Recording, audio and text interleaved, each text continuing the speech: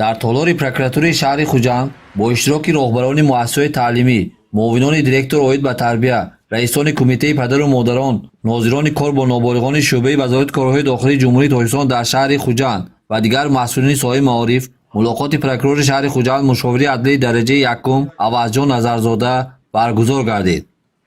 Прокурори шаҳр Авазҷон Назарзода нахуст доир ба таваҷҷӯҳи асосгори сулҳу ваҳдати миллӣ, пешвои миллат, президенти мамлакат муҳтарам Эмомалӣ Раҳмон ба соҳаи маориф ибрози назар намуда, аз ҷумла афзуд ки давлату ҳукумати кишвар аз солҳои аввали соҳибистиқлолӣ ва пешрафти илму маориф ҳамчун омили асосии тараққиёти тамоми соҳаҳои ҳаёти ҷомеа таваҷҷӯҳи махсус зоҳир намуда, ин сиёсатро муттасил таҳким, рушд ва тақвияту идома дода истоданд. Дар ин росто бевосита бо иқдомоти маорифпарваронаи пешвои миллат то ба имрӯз дар шаҳри Хуҷанд якчанд адад муассисаҳои нави таълимӣ сохта ба истифода дода шуданд.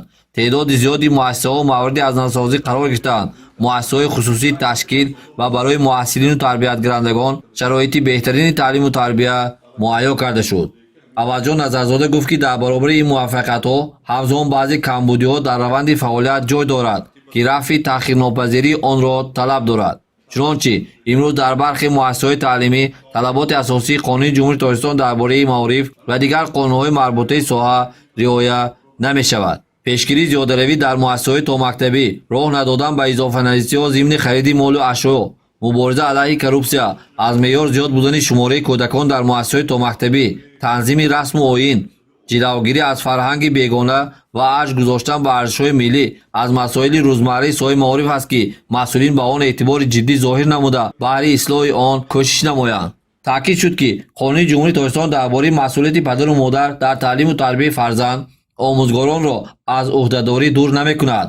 дар баробари волидайн, омӯзгор низ бояд дар пешрафти таълиму тарбия ва одоби наврасон саҳм гузоранд.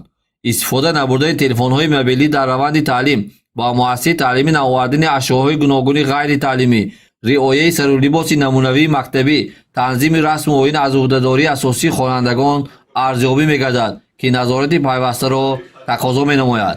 Авазҷон Назарзода бо баррасии дигар муаммоу мушкилоти ҷойдоштаи соҳа ва масъулин аз ҷумла таъкид намуд ки вазифаи асосии мактабу кӯдакистон ин таълиму тарбияи наврасон дар рӯҳӣ ва тандурустию хештаншиносӣ, дӯст доштани сарзамин, ҳифзи якпорчагии мамлакат, тарбияи кадрҳои замонавӣ, забондон, лаёқатпеша, меҳнатдӯст ва ғайраҳо мебошад. сардори раёсати агентии назорат дар соҳаи маориф ва илмӣ назди президенти Ҷумҳурии Тоҷикистон дар вилояти Суғ Ҷаҳонгир Салимзода, мудири шӯъбаи маорифи шаҳри Хуҷанд Абдураҳмон Шарипов доир ба масъалаҳои матраҳшуда баромад намуда андешаҳои хешро ҷиҳати беҳтар намудани вазъи таълиму тарбия ва ислоҳи камбудиҳои соҳа баён доштанд.